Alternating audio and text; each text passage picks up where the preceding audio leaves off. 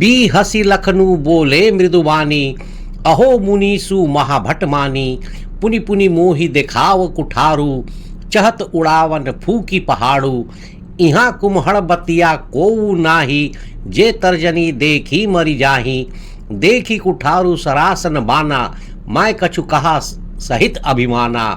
भृगुसुत समुझी जनेऊ बिलो की, जो कछु कहूँ सहोरिस रोकी। सुर महिसुर हरिजन अरुगाई, हमरे कुल इन्ह पर ना सुराई। बधे पापू अपकीर्ति हारे, मारत हूँ पापर्य तुम्हारे। कोटि कुलिस सम बचनु तुम्हारा, व्यर्थ धर हूँ धनु बान कुठारा। जो बिलो की अनुचित कहूँ, क्षम हूँ महामुनि धीर। सुनी सरोस भृंग बस मणि, बोले गिरा गंभीर। बी हसी लखनऊ बोले मृदुबानी, अहो मुनीसु महाभट मानी। बी हसी हंसकर मुस्कुराकर, लखनऊ लक्ष्मण भगवान राम के छोटे भाई बोले बोले कहने लगे, मृदु कोमल मीठी, पर यहाँ पर व्यंग है। बानी बानी बात, अहो अहो हे आश्चर्य में। मुनीसु मुनि परशुराम जी, महाभट महान योद्धा बहुत बड़ा वीर। मानी मानते हैं, अपने आप को समझते हैं। अर्थ, लक्ष्मण जी ने हंसकर कोमल बानी में कहा, अहो मुनि, आप तो अपने आप को बड़ा भारी योद्धा महाभट मानते हैं। यह एक तरह का ताना है, जहां लक्ष्मण परशुराम जी के घमंड को और भड़काने की कोशिश कर रहे हैं। पुनि पुनि मोहि दिखाओ कुठारू, चाहत उड़ावन फूकी पहाड़ू। पुनि पुनि बार बार, फिर मोहि मुझे, दिखाओ दिखाते हो, कुठारू कुठार फरसा एक तरह की कुल्हाड़ी, परशुराम जी का हथियार। चाहत चाहते हो, उड़ावन उड़ाना उड़ा देने का, फूकी फूक मारकर फूक से, पहाड़ू पहाड़ पर्वत। अर्थ, लक्ष्मण जी कहते हैं कि आप बार बार मुझे अपना फरसा कुल्हाड़ी दिखा रहे हैं। ऐसा लगता है कि आप फूक से पहाड़ उड़ाना चाहते हैं। लक्ष्मण जी परशुराम जी पर व्यंग कर रहे हैं, यानी उनका मजाक उड़ा रहे हैं कि आपकी यह धमकी उतनी ही बेकार है जितनी कि कोई यह सोचे कि वह सिर्फ अपनी फूंक मारकर ही एक बड़ा सा पहाड़ उड़ा देगा। इहाँ कुम्हड़ बतिया कोऊ नाही, जे तर्जनी देखी मरी जाही। इहाँ यहाँ इस जगह पर, इस सभा में, कुम्हड़ बतिया कुम्हड़े का छोटा कच्चा और बहुत कमजोर फल, देहाती भाषा में कुम्हड़ को ही कोहड़ा बोलते हैं। कोऊ कोई, नाही नहीं है, जे जो, तर्जनी तर्जनी उंगली, अंगूठे के पास वाली उंगली, इंडेक्स फिंगर, फोर फिंगर।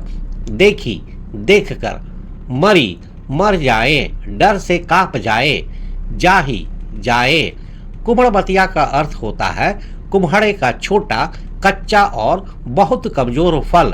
मुहावरे के रूप में बहुत कमजोर या डरपोक व्यक्ति, देहाती भाषा में ही कुम्हड़ को कोहड़ा बोलते हैं। तर्जनी तर्जनी उंगली, अंगूठे के पास वाली उंगली, जिसे अक्सर धमकी देने या इशारा करने के लिए उठाते हैं। इंग्लिश में इसे ही इंडेक्स फिंगर या फोर फिंगर कहते हैं। अर्थ, लक्ष्मण जी कहते हैं कि यहाँ कोई कुम्हड़े की बतिया, छोटा और कोमल फल जो छूते ही गल जाता है, नहीं है, जो तर्जनी उंगली देखकर ही मर जाए, डर से कांप जाए। यानी कि कह रहे हैं कि यहाँ कोई इतने कमजोर या डरपोक नहीं है कि आपकी सिर्फ धमकी भरी उंगली, यानी आपका गुस्सा या आपकी धमकियां देखकर ही डर जाएंगे या हिम्मत हार जाएंगे। देखी कुठारू सरासन माना, मैं कछु कहा सहित अभिमाना। देखी देखकर, कुठारू कुठार फरसा परशुराम जी का प्रमुख हथियार, सरासन धनुष, बाना बाण, तीर, मैंने, कछु कुछ, कहा कहा, बोला, सहित, सहित, के साथ, अभिमाना, अभिमान, गर्व। अर्थ, लक्ष्मण जी कहते हैं कि मैंने आपके कुठार, फरसा और धनुष बाण देखकर ही कुछ अभिमान सहित कहा था, अन्यथा नहीं कहता। लक्ष्मण जी व्यंग करते हुए यहाँ परशुराम जी के हथियारों की बात कर रहे हैं। परशुराम जी के पास फरसा, कुल्हाड़ी जैसा और धनुष बाण थे, जो एक योद्धा के हथियार होते हैं। उन्होंने परशुराम जी को एक सच्चा, बहादुर और बराबरी का योद्धा मान लिया था, इसलिए ऐसा कहा, अन्यथा नहीं कहते। अगर परशुराम जी के पास ये हथियार ना होते या वे एक सामान्य व्यक्ति होते तो लक्ष्मण उनसे ऐसी बातें नहीं करते। भृगुसुत समुझी जनेऊ बिलो की, जो कछु कहूँ सहो रिस रोकी। भृगुसुत, भृगु का पुत्र परशुराम जी, क्योंकि वे भृगु ऋषि के वंशज थे। समुझी, समझकर, यह मानकर, जनेऊ, जनेऊ ब्राह्मणों द्वारा धारण किया जाने वाला पवित्र धागा, बिलो की, देखकर, समझकर, जो कुछ, कछु, कुछ, कहूँ, कह रहे हो, सहो, सहन कर रहा हूँ, रिस, क्रोध, गुस्सा, रोकी, रोककर, नियंत्रित करके। भृगुसुत, भृगु का पुत्र परशुराम जी के लिए प्रयुक्त, क्योंकि वे भृगु ऋषि के वंशज थे। अर्थ, लक्ष्मण जी कहते हैं कि परशुराम जी, जो कुछ आप कहते हैं उसको मैं आपको भृगु के पुत्र समझकर और आपका जनेऊ देखकर मैं अपने क्रोध को रोककर सहन कर रहा हूँ। सुर महिसुर हरिजन अरुगाई, हमरे कुल इन्ह पर ना सुराई।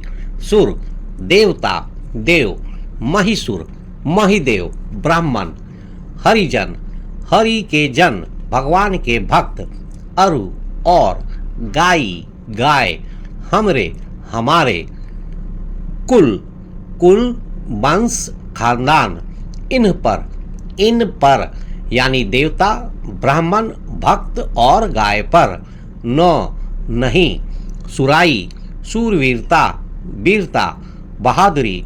महिसुर का संधि विच्छेद होता है मही प्लस सुर। मही का अर्थ होता है पृथ्वी या धरती, सुर का अर्थ देवता। महिसुर का मतलब पृथ्वी के देवता, महिदेव, ब्राह्मण। अर्थ, लक्ष्मण जी कहते हैं कि देवता, ब्राह्मण यानी कि महिदेव, भगवान के भक्त और गाय, हमारे कुल में इन पर वीरता नहीं दिखाई जाती। बधे पापू अपकीर्ति हारे, मारत हूँ पापरिय तुम्हारे।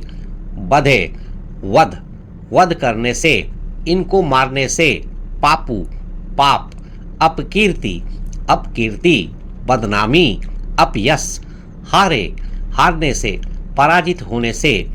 मारत हूँ, मारने पर भी, भले ही आप मारे, पा, पैर, परिय, पड़ना चाहिए, तुम्हारे, आपके। अर्थ, लक्ष्मण जी कहते हैं कि यदि हम इन्हें देवता, ब्राह्मण यानी कि महिदेव, भगवान के भक्त और गाय को मारते हैं तो पाप लगता है। यदि हम आपसे लड़ते हैं और हार जाते हैं तो अपयश मिलता है, हमारे कुल की, हमारे पूरे परिवार की बदनामी हो जाती है। इसलिए आप मुझे मारे भी तो भी आपके पैर ही पड़ने चाहिए। तो अब ऐसी मुश्किल है कि ना लड़ सकते हैं ना हार सकते हैं, इसलिए आप चाहे मुझे मार ही क्यों ना डाले, मैं तो फिर भी आपके सामने झुकूंगा ही, क्योंकि आप ब्राह्मण हैं। इस तरह लक्ष्मण जी परशुराम जी को चिढ़ा रहे हैं कि उनकी ब्राह्मण पहचान ही उन्हें बचा रही है, वरना लक्ष्मण अपनी वीरता दिखाने से चूकते नहीं। कोटि कुलुस सम वचनु तुम्हारा, व्यर्थ धरहूं धनुबान कुठारा। कोटि, कोटि कोटि, करोड़, करोड़ों, कुलिस, वज्र, सम, समान, जैसा, वचनु, वचन, बोल, बातें, तुम्हारा, तुम्हारा, आपके, व्यर्थ, व्यर्थ, बेकार, बिना काम का, धरहूं, धारण करते हो, रखते हो। धनु, धनुष, बाण, बाण, तीर, कुठारा, कुठार, फरसा, एक प्रकार की कुल्हाड़ी, परशुराम जी का हथियार। कुलिस, कुलिस का मतलब वज्र, वज्र का मतलब होता है एक बहुत ही कठोर, शक्तिशाली और अविनाशी हथियार।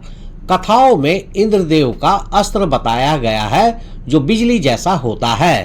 अर्थ, लक्ष्मण जी कहते हैं कि आपके वचन ही करोड़ों वज्रों के समान कठोर हैं। आप व्यर्थ ही धनुष बाण और फरसा धारण करते हैं। यानी कि लक्ष्मण जी परशुराम जी को कह रहे हैं, आप जो बातें बोलते हैं वे ही इतनी कड़वी और इतनी खतरनाक है कि किसी को भी चोट पहुंचा सकती है। जैसे करोड़ों वज्र एक साथ वार करे। जब आपकी जुबान ही इतनी ताकतवर है तो आपको ये धनुष, बाण और फरसा जैसे हथियार रखने की क्या जरूरत है। आप तो इन्हें बस बेकार में ही उठाए घूम रहे हैं। जो बिलो की अनुचित कहूँ, क्षम हूँ महामुनि धीरा। जो कुछ भी बिलो की देख कर विचार करके अनुचित, अनुचित गलत, जो उचित ना हो कहूँ, कह दिया, मैंने कहा, क्षम हूँ, क्षमा कीजिए, माफ कर दीजिए, महामुनि, हे महामुनि, महान मुनि, धीरा, धीर, धैर्यवान, शांत स्वभाव वाले। बिलोकी का अर्थ यहाँ पर इस पंक्ति में है देखकर, विचार करके। यहाँ पिछले पंक्ति में परशुराम जी के फरसे, धनुष बाण को देखकर कहने का अर्थ है। अर्थ, लक्ष्मण जी कहते हैं कि आपके पास धनुष बाण और फरसे को देखकर मैंने आपको एक योद्धा मान लिया था। आपके शस्त्रों को देखकर अगर कोई अनुचित बात कह दी हो तो हे धैर्यवान महामुनि, उसे क्षमा कीजिए। यहाँ लक्ष्मण जी थोड़ी देर के लिए विनम्र होने का दिखावा करते हैं। यह वास्तव में उनकी विनम्रता नहीं बल्कि और अधिक बड़ा व्यंग है, क्योंकि वे जानते हैं कि परशुराम जी धैर्यवान नहीं हैं। सुनी सरोस भृगुवंश मणि, बोले गिरा गंभीरा। सुनी, सुनकर, सरोस, रोष सहित, क्रोध सहित, गुस्से में, भृगुवंश मणि, भृगुवंश के मणि, भृगुवंश के श्रेष्ठ परशुराम जी बोले, बोले कहने लगे, गिरा, वाणी, आवाज, गंभीरा, गंभीर या गहरी या शांत नहीं बल्कि दृढ़ और गुस्से वाली। अर्थ, लक्ष्मण जी की बातें सुनकर भृगुवंश, भृगुकुल के मणि श्रेष्ठ परशुराम जी क्रोध सहित गंभीर वाणी में बोले। राम लक्ष्मण परशुराम संवाद चौपाई तीसरे अंश की व्याख्या। व्याख्या, यह अंश गोस्वामी तुलसीदास द्वारा रचित रामचरितमानस के बाल कांड से लिया गया है।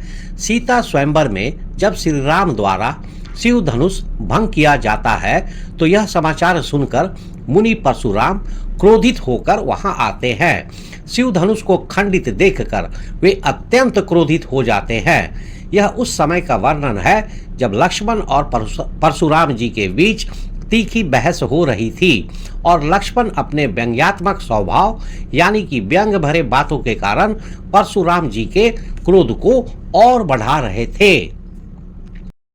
जब परशुराम जी अपनी ताकत और गुस्से के बारे में बता रहे थे तो लक्ष्मण फिर से हंसे और बड़े प्यार से पर असल में चिढ़ाते हुए बोले, वाह मुनि जी, आप तो अपने आप को बहुत बड़ा योद्धा मानते हैं। लक्ष्मण ने आगे कहा, आप बार बार मुझे अपना फरसा दिखा रहे हैं। ऐसा लगता है जैसे आप सिर्फ फूंक मारकर ही पहाड़ को उड़ाना चाहते हैं, जो कि नामुमकिन है। फिर लक्ष्मण ने अपनी बहादुरी दिखाते हुए कहा, हम यहाँ कोई कुमड़े के छोटे और कमजोर फल नहीं हैं जो आपकी उंगली देखते ही डर के मारे मर जाएंगे। लक्ष्मण ने कहा कि उन्होंने तो परशुराम जी को उनके फरसे और धनुष बाण को देखकर एक योद्धा समझा था, इसलिए कुछ बोल दिया। उन्होंने यह भी कहा कि वे परशुराम जी को भृगु ऋषि का बेटा और ब्राह्मण समझकर ही अपने गुस्से को रोककर उनकी सारी बातें सुन रहे हैं, क्योंकि उनके कुल वंश में देवताओं, ब्राह्मणों, भगवान के भक्तों और गायों पर कभी हमला नहीं किया जाता। लक्ष्मण ने समझाया कि ऐसे लोगों को मारने से पाप लगता है और हारने से बदनामी होती है, इसलिए अगर परशुराम जी उन्हें मार भी दे तो भी वे उनके पैर ही पकड़ेंगे। अंत में लक्ष्मण ने एक और चुभती बात कही, आपके वचन ही इतने कड़वे और ब्रज बिजली जैसे हैं कि आपको तो धनुष, बाण और फरसा रखने की जरूरत ही नहीं है। यह सब सुनकर भृगुवंश के श्रेष्ठ परशुराम जी गुस्से में आकर और गंभीर आवाज में कहने लगे। प्रस्तुत अंश गोस्वामी तुलसीदास द्वारा रचित रामचरितमानस के बाल कांड के चौपाई का एक अंश है। राम लक्ष्मण परशुराम संवाद। संवाद कहने का मतलब है दो या दो से अधिक व्यक्तियों के बीच बातचीत। यहाँ राम लक्ष्मण परशुराम के बीच संवाद हो रहा है।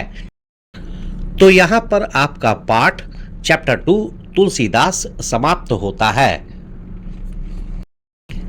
मिलते हैं नेक्स्ट वीडियो में नेक्स्ट टॉपिक के साथ। तब तक के लिए थैंक यू, धन्यवाद, जय हिंद।